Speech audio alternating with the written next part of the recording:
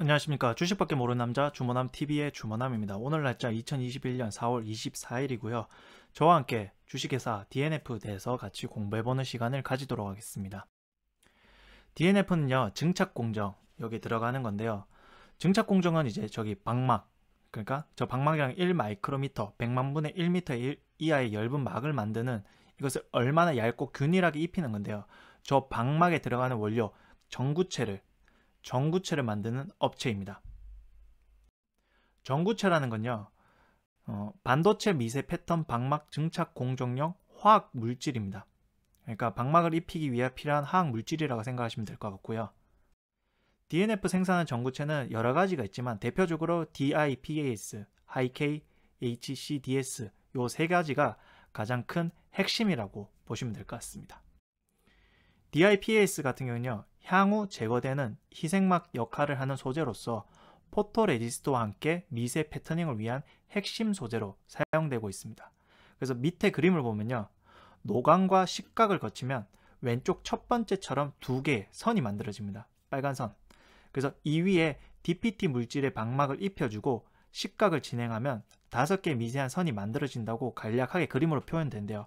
좀 더 구체적으로 보시면요, SADP와 SAQP 공정이 있습니다. 한 번 식각을 하면 SADP, 두 번 식각을 하면 SAQP 공정인데요.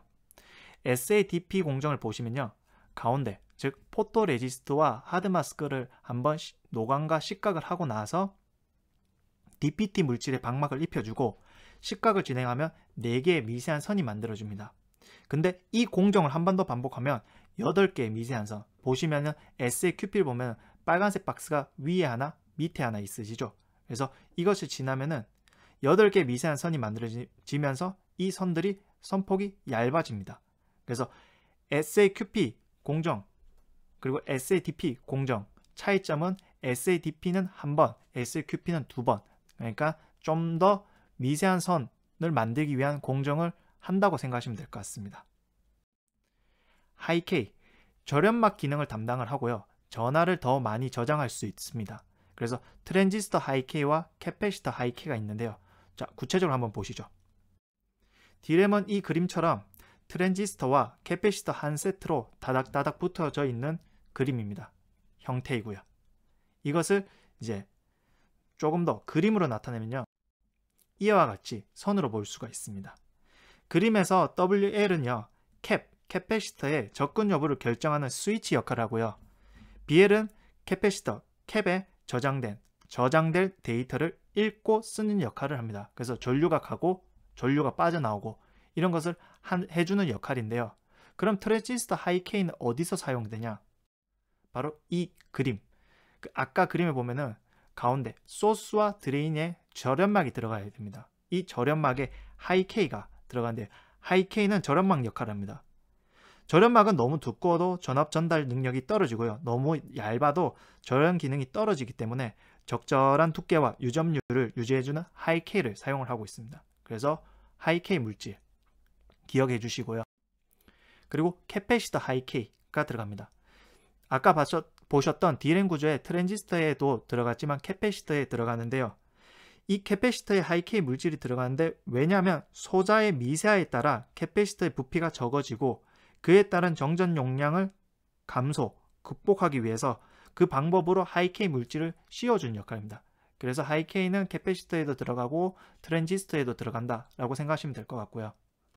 그리고 HCDS는요, D램과 낸드 공정의 절연막 역할을 합니다. 그래서 소재 사용량이 꾸준히 증가할 거라고 보는데요, 이 공법 중에 낸드가 투자가 늘고 있고 스태킹, 원 스태킹에서 투 스태킹으로 진입을 하고 있기 때문에 HCDS의 이 절연막 물질이 많이 사용하겠구나 생각하시면 될 것 같습니다. 그리고 성장 동력인데요, 최근에 며칠 전에 나온 게 있습니다. 삼성 업계 최초 HKMG 공정 기반의 DDR5 D램 개발 성공. 이것은 기존 공정 대비 약 13% 전력 소모를 낮추고 성능은 2배 이상 빨라진대요. 밑에 기사인데요, 이제 글이 작아서 안 보이시기 때문에 줄여서 말하면 업계 최초 HKMG 공정을 메모리 반도체에 적용했다. 아까 보시면 절연막에 HK 물질 보셨잖아요. 저기에 들어가는 거죠. 업계 최초로 들어갔으니 앞으로 이것이 상용화되면 HK 물질이 많이 사용하겠구나 생각하시면 될 것 같고요. 그리고 이제 DIPAS 전구체 사용이 늘 것입니다. 왼쪽을 보면요. 10나노, 7나노, 5나노, 3.5, 2.5, 1.75 점점 공정이 미세화가 되면서 EUV 장비가 필요한데요. 오른쪽 기사를 보면요. 글이 잘 안 보일 수 있는데 요약을 하면 노광 장비는 ASML이 독점을 하고 있습니다. 근데 이 장비를 하나 제작하는데 6개월, 즉 24주가 걸리고요. 2020년도에 고작 31대만 만들어서 판매. 올해도 비슷하겠죠. 근데 노광 장비 수요는 TSMC, 삼성전자, 인텔, SK하이닉스 등 많은 업체에서 요구를 하지만 공급 보시면 2021년도에 31대밖에 못 판매했잖아요. 그래서 미세한 공정에 맞추기 위해서 DPT 물질을 이용한 SATP, SAQP 공정이 많이 사용될 것으로 판단이 됩니다. 그리고 이제 소부장 기업 100개사 중 19년도에 54개사를 발탁했습니다. 그중 1개사로 이제 그 DNF가 뽑혔는데요. 오른쪽을 보면요. 역시 글이 작아서 안 보일 수가 있겠지만 줄여서 말하면 ALD 전구체 개발로 선정이 되었습니다. 그래서 국가적인 지원으로 182억 원을 지원을 받는다. 국가적으로 인정을 받았다 생각하시면 될 것 같고요. 그래서 매출액은요. 반도체에서 86%, 그리고 광통신 소자 및 재료가 12.5%인데요. 반도체 분야의 매출 비중을 봤을 때 DIPAS, HCDS는 각각 약 30%를 차지하고 있고요. 하이K는 약 20에서 25%를 차지하고 있습니다. 그리고 광통신은요. 2020년 6월 15일 날 캡옵틱스라고 해서 이 업체에서 이제 매출이 일어나고 있습니다. 이때 지분을 인수했다고 생각하시면 될 것 같고요. 그리고 R&D 투자는 70억에서 81억 정도, 대략 매출액의 10% 왔다 갔다 하는 걸 투자한다고 보시면 될 것 같고, 이 기업 계속 R&D를 투자하거나 생각하시면 될 것 같습니다. 그리고 매출액은요 700억을 유지하다가 2020년도에는 900억까지 올랐고 올해 예상 매출액이 1000억을 넘는다고 생각하면 될 것 같습니다. 그래서 이제 전구체가 점점 사용처가 많겠구나 생각하시면 될 것 같고요. 그래서 결론입니다. 전구체 DIPAS, 하이K, HCDS, 그래서 반도체 공정의 미세화와 국가적인 지원, 그래서 성장을 할 것 같고요. 현재 시가총액은 2,798억, 영업이익은 118억, 대략적인 PER이 23.7로서 현재 주가는 26,000입니다. 결론적으로 DNF는 국가적 기술력을 인정을 받아서 지원을 받고 있습니다. 그리고 나아가 일본 아데카의 독점 물량을 대체하는 국내 전구체 소자 업체이고요. 즉 장비는 다양할지언정 사용하는 전구체는 똑같으며 한 번 도입하면 쉽게 버릴 수 없는 것이 소자인 것 같습니다. 그래서 큰 상승은 바랄 수 없고 급등도 바랄 수 없지만 중장기 투자로 장시간을 투자를 한다면 급등이 아닌 계단식으로 상승하여 계좌의 수익을 든든히 해줄 것으로 판단이 됩니다.